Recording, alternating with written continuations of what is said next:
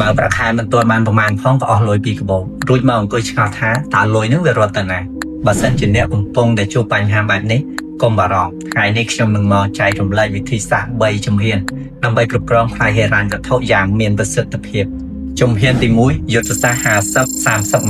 20វាគឺជាការរៀបចំថវិកានៅពេលដែលយើងទទួលបានប្រាក់ចំណូលយើងត្រូវបែងចែកវាជា3ផ្នែកទី1គឺ 50% សម្រាប់តម្រូវការចាំបាច់ដូចជាថ្លៃផ្ទះថ្លៃហូបចុកថ្លៃទឹកថ្លៃភ្លើងនិងការធ្វើដំណើរ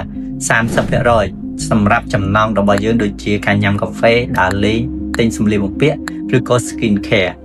20% ទៀតសម្រាប់អនាគតគឺជាការវិនិយោគឬក៏ការសន្សំជំហានទី2កញ្ចប់លុយបំរុងបន្ទាន់វាគឺជាការសន្សំសំចៃកុំរងចាំរហូតទាល់តែសល់លុយទៅសន្សំប៉ុន្តែត្រូវសន្សំមុននឹងចំណាយហើយលុយដែលអ្នកត្រូវតែមានដំបូងគឺបង្អស់គឺកញ្ចប់លុយបំរុងបន្ទាន់អ្នកត្រូវតែមានលុយសន្សំចាំហោចណាស់ចាប់ពី3ខែទៅ6ខែ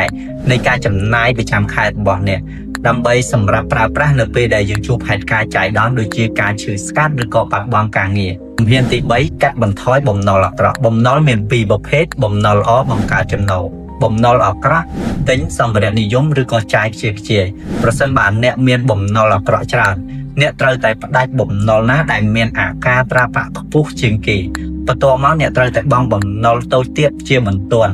ដើម្បីកាត់បន្ថយបន្ទុកផ្លូវចិត្តការគ្រប់គ្រងហិរញ្ញវត្ថុមិនមែនជាការបង្ខំខ្លួនឲ្យរស់នៅដោយតឹងតែងពេកទេប៉ុន្តែវាជាការបង្កើតទម្លាប់ល្អដើម្បីធានាថាជីវិតរបស់អ្នកមានសុវត្ថិភាពនៅថ្ងៃអនាគតត្រូវចាប់ផ្ដើមអនុវត្តវាចាប់ពីពេលនេះ